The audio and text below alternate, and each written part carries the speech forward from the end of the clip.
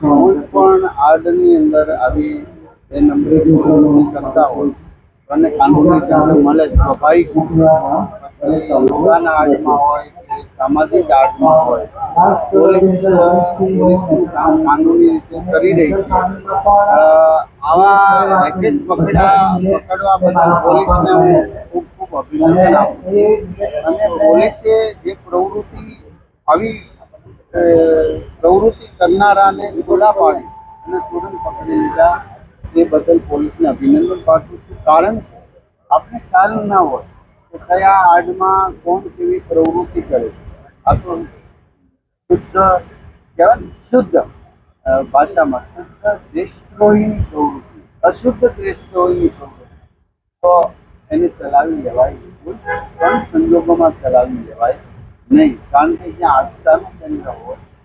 લોકો કારણ કે બહુ સારા સંતો બહુ સારા યોગ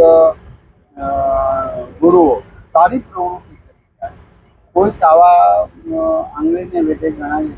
કોઈ નીકળતા હોય તો એને ચોક્કસ કાનૂની રાહ પર દંડ મળવો જોઈએ